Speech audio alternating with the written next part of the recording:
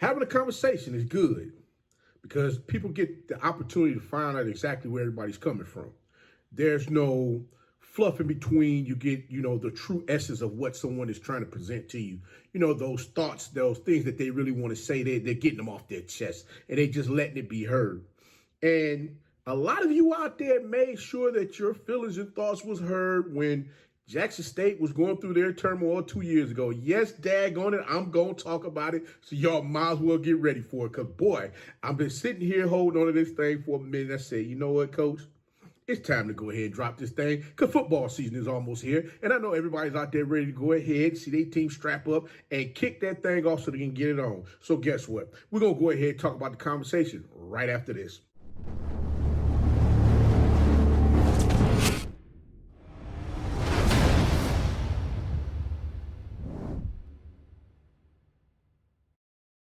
It's your favorite coach back at it again. 10 toes down, about to tell you how it all went down. This is Tomorrow Leader Sports Network with your host, Coach Walker. If you're new to the channel, please like, share, subscribe. Hit that notification bell so you can get all upcoming videos. For all my leaders out there, welcome back.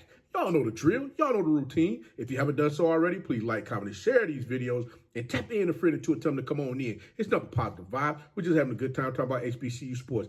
And don't forget, you can follow us on all social media platforms. The links are listed down below in the description. So without further ado, we're going to go ahead and get on in this thing. Like, Coach, you sound like you're some of that old boo-boo over there. I need you to get it together. Well, listen, guys. This is going to be a fantastic voice. So y'all go ahead, strap on in and get y'all tails on this ride because we're going to take this thing right now because I got to get this off my chest, man, because I got to be honest. When Coach Jackson over at Prairie View A&M said, during SWAC Media Day that, they're forcing everybody to raise their level when it came to social media, their social media presence, their media as far as certain things that they're putting out there in the atmosphere. I understood that was all tongue in cheek. I totally understood that. But, it made me think back to some things here. When Jackson State had the turnover a couple years back, Coach Prime left to go to Colorado.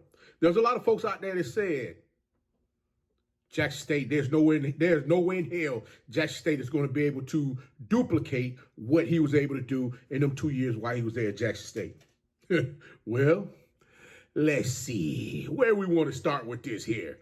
I got to pull this one up right here. Hold on. I got to get this one here because who's it? HBCUlegends.com. There was a poll that was done. HBCU Go TV. They did a national media has voted Jackson State as the 2025 unanimous preseason #1 with South Carolina and North Carolina Central close behind. Looking at what Jackson State was able to do over there with their program, I gotta shout out none other than ASVP Visuals. Let me say it again, ASVP Visuals. That young man came into Jackson State, got things moving at a warp speed, got a group of cameramen and women out there on the field that are covering the events. Matter of fact, I believe, was it a couple years ago, Austin is the young man's name. Make sure I got his name correctly. I met Austin for the first time at the Reese's Bowl. And I'm sitting there, I'm just watching everything that he was doing. As a matter of fact, I was actually picking his brain on a few things to get some understanding as far as certain things that I can use, as far as, trying to give you guys just great content, as far as with, stepping my game up from a media standpoint. And, he gave me a couple of pointers here and there. Hey, Austin, need to come back again and have another sit down with you, brother. Let me know when you're free. And I got to get a couple of minutes with you, brother. That's what I'm saying. But, Every time I see him when he's with Jackson State, I've seen him with Mr. Clark over there at KC 1400 Media. They're together just excitement as far as the content that he already shared with everybody. But I say all of that to say this. I'm thinking back. As a matter of fact, I got Eric B. and Rakim in my mind right now, thinking of a master plan. It ain't nothing but sweat inside my hand. And this comes back to head coach T.C. Taylor. Matter of fact, wait. Before I get to T.C. Taylor, let me go to Ashley Robinson, the AD over there. Because when all the changes took place, Ashley Robinson had a decision to make. And you know what? They said, wait a minute. You know what? I'm sitting here. I got the right thing right here. I got what I need right here in this building, right here with me. Let me go ahead and get on that. And so he said, you know what? This man came from here. He went here. He played here. He done bounced around. He been all over the place. And you know what? We gonna hire him to stay right here. And that's exactly what they did. Then the first season they came out, Jackson State was like, man, ain't nowhere in the world. What they had, Jackson was ranked third, last, something like that in the preseason. You know, that preseason poll, you know, there's a lot of folks, a lot of teams that's a little pissed off right now because of where they landed in the preseason poll. And I'm like, you know what? Preseason poll don't really make up nothing. The bottom line is what is it that you're going to do out there on the field? And then we watch the transition of the athletes. The athletes, they decided that they wanted to bust a move and go to different schools, whatever have you. And Coach T.C. Taylor, he didn't waver. You ain't see him out here on social media, hey, please, I need somebody to come back and just be a part of my program. He didn't do none of that. Heck no, he stood firm on it. He said, you know what? Those that want to be here, they going to be here. They going to freaking be here. And I believe they went, 7-4 that first season? I believe it was 74, 75, first season, 74. If I'm not mistaken, Jackson State folks, please correct me. But then there was a shift that happened year number 2. And you begin to see the athletes that wanted to be a part of what Jackson State were building. You know, yeah, they had playmakers that first year. But again, there was a lot of athletes that left because they felt that the luster was gone. And people didn't understand. Them folks over there in Jackson State had something that was brewing that people just didn't pay no attention to. And then you get Coach T.C. Taylor come out in this thing year number 2. And they play. And they go ahead and run through this thing.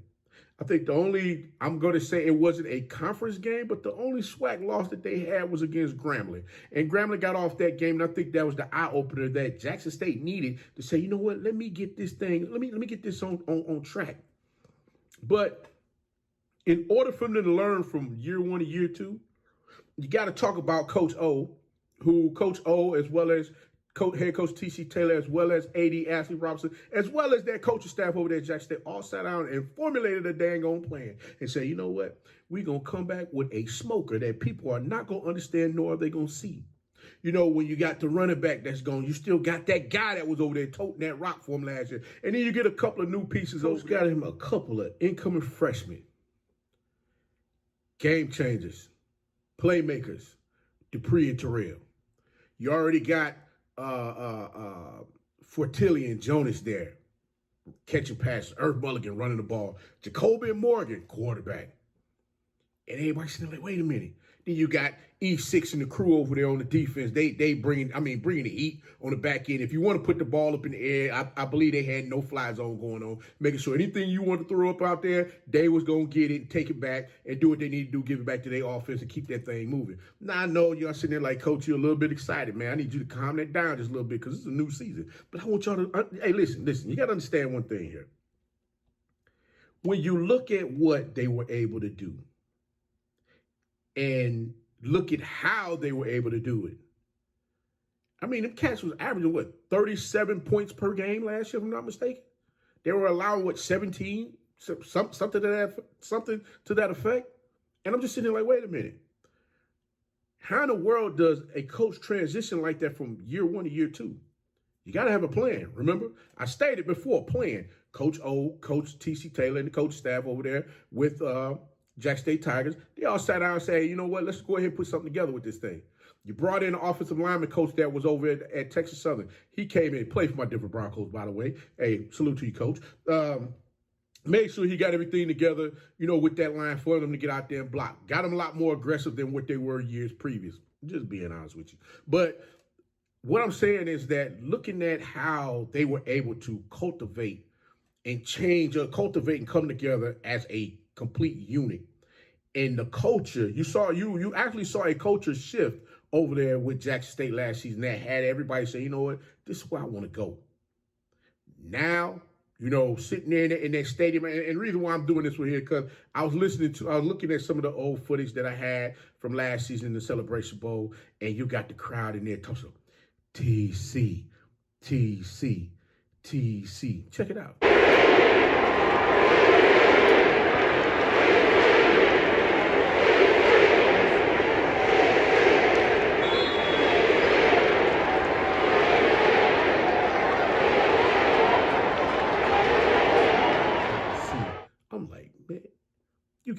what? They go out, they win the Celebration Bowl. Everybody expected them to go 0-3. They go win the Celebration Bowl. Okay, now, they're now the 2024 HBCU champs. All of that right now means a hit. That doesn't mean anything because now the kicker is you are now the hunted. You're not the hunter, you're the haunted. Excuse me, not the haunted, the hunted. You're now the hunted. And everybody want to come and knock y'all off y'all perch because guess what? They want what you got. My question to you guys is, are you ready? Because we are less than, 10 days away? 17 days away, 10 days away, depending upon who's playing first? First game was 24th. I think that's 10 days away? And then we got August 30th, where it all gets busy then. Jack State versus Hampton. And I'm just sitting here like, man, the season is here. What can we expect? What are we looking for? I know a lot of teams have upgraded. They've done some phenomenal things in recruiting. They're looking to come and get after Jackson State. They're looking to go ahead and try to shut down all of the chat out there. Because, everybody got something good to say about Jackson State. Now, especially those Jacksonians, they letting it be known they are the champs. And the $1 million question is, how's everything going to look this season? I've seen some things pretty good with other teams in the conference. I've seen some things that ain't hitting no I ain't going to say the word. This family channel, I ain't going to cuss right now. But I will say this. It's going to be interesting to see exactly how all this turns out. I just really wanted to give a shout out to the Jackson State Tigers football program, letting them know, hey, listen, what you guys were able to accomplish last year was not, you guys went through the fire to get to where you had to go. Even with the change up of how they did the playoff game, where before, I think you had, 2 weeks to get prepared. Last year, you only had 1 week.